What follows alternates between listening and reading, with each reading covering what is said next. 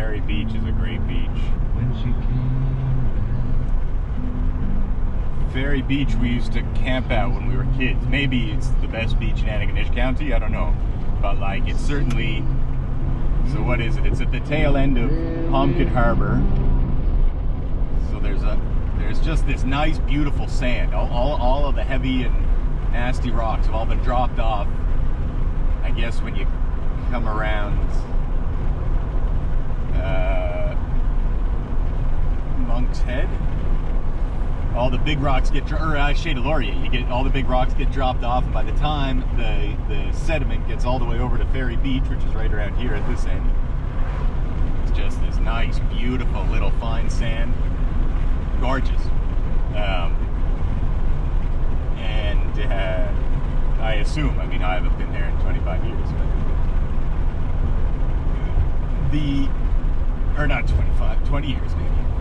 Big Cove. The last time I did that was on our canoe trip. Big Cove. Beautiful, beautiful beach. So it's a great beach. And it was, you know, kind of private, kind of public, but it was always sort of around, just a rural beach. No, people would go there because it was so nice, but it was far out of town. And we would camp there in the summers, and it was sort of a thing that a bunch of families would get together and we would all camp together, and it was a great time. And then they sold all the properties on it. And in Nova Scotia, you can't own public water, and you can't own public you certainly can't own anything below the tide line, I know that. But I think it's dubious on whether or not you can own a beach. You can clearly own the property coming up to it and all the access to it, etc. But there, they had obviously sold those places with, look at this great private beach that you get. And so the people have just been, I think, I mean, I've never tried it in a long time, but certainly the reputation stands that they just don't like people going on their beach. Which is fair enough, I guess. Except it's not their beach, and it's a great beach, and we should find a way for us all to use it. That's what I think.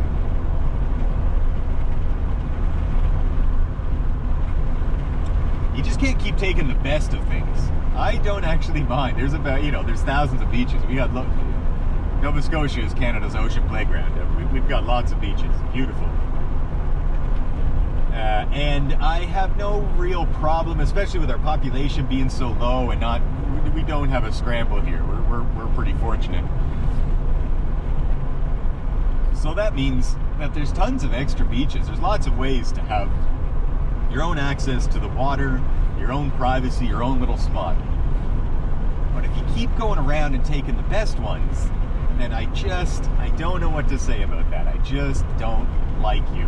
That's my thought, I guess. I think that's not productive. I think it's not a fairness, it's just a waste of the resource. That's what it is. And actually, even beyond that, if people who took the best beaches would just use them and get the most out of them, then fine.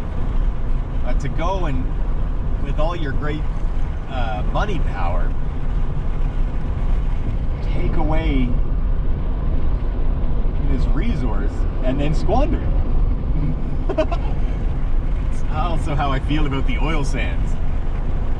Fine, it's true, there's no other real way to use, well, there's two ways to use them. One is to never touch them, and that way you don't have all that gross stuff coming out all over our, you know, nature. But if you are going to use them, then use them intentionally.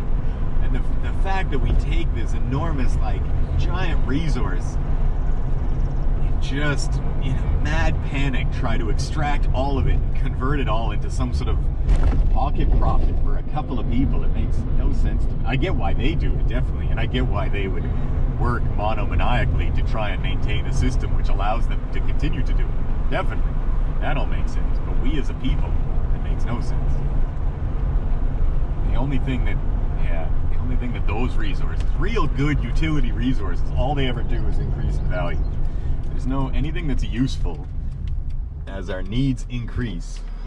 Anything that's useful as our needs increase, it only becomes more useful.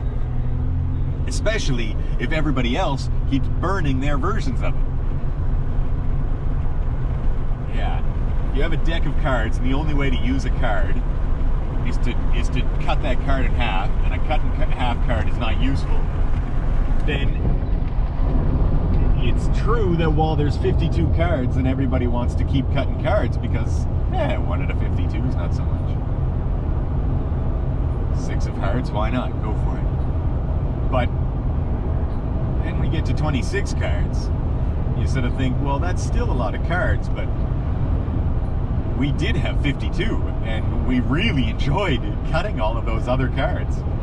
So, I don't know, it seems crazy that we do this whole run blindly towards the wall thing. I just don't see that as being so useful. And there's 2 things we know about that situation. One is we have full cards and we have half cards. And we know that we don't like any of those half cards.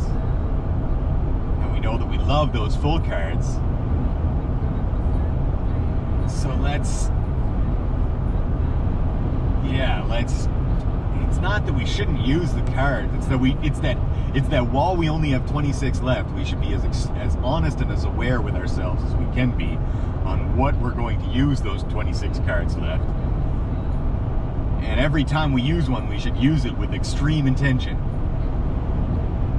And we should try and convert that card into the best possible card substitution so that we can keep this wheel spinning with either the same the rest of those 26 cards, or we just are able to completely replace our cards with a card we're able to produce ourselves. That's the real coup de grace. And then we only ever use the amount of cards that we have. Yeah.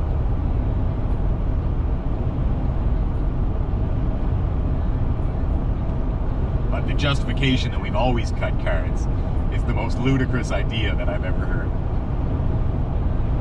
Our consistency. Here's another human. I think we way overrepresent, well, the value of the individual, but also the role of the individual and the significance of the individual.